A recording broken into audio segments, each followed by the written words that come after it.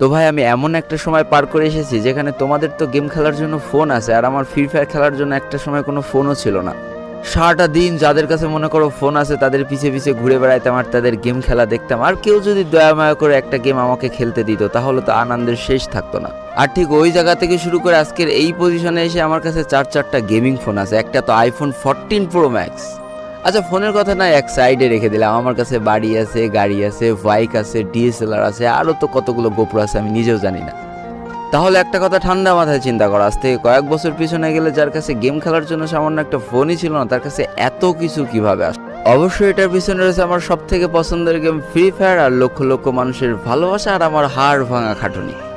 তবে এই কষ্টের সাবজেক্টটা আজকের জন্য বাদ থাকলো। আজকে আমি তোমাদের কাছে শেয়ার করতে চলেছি যে কিভাবে আমি একজন গেমার হয়ে উঠলাম।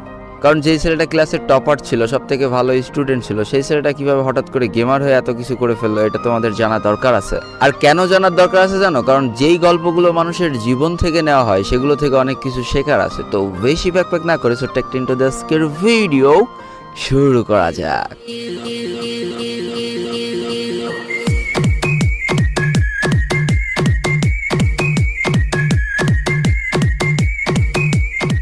তো দেখো, আমার জন্মটা এক প্রকার সোনার চামচ মুখে নিয়ে হইলেও আমার বাবা কখনো বিলাসিতাকে সাপোর্ট করে না। আমার বাবার একটাই মূল মন্ত্র, সেটা হচ্ছে যতটুকু প্রয়োজন ততটুকু নাও।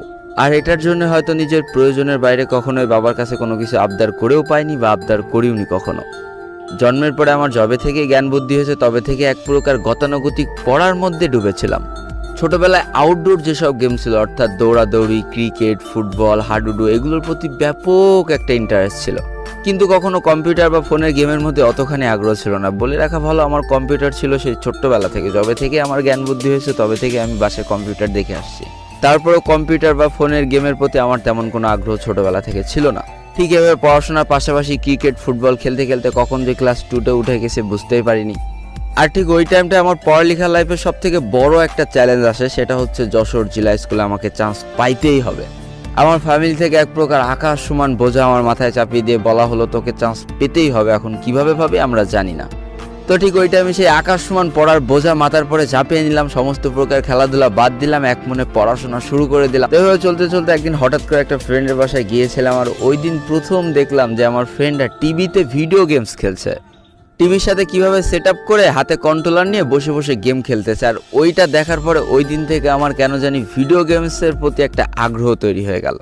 সরাসরি বাসায় এসে ফ্যামিলির কাছে আমার প্রথম আবদার ছিল যে আমি যদি 3তে জেলা স্কুলে চান্স পাই তাহলে আমাকে অমন একটা ভিডিও গেমস কিনে দেওয়া লাগবে। যথারীতি আমার ফ্যামিলি এত বড় একটা সুযোগ হাতছাড়া করতে চায়নি, তাই রাজি হয়ে যায় তারা আমার শর্তে।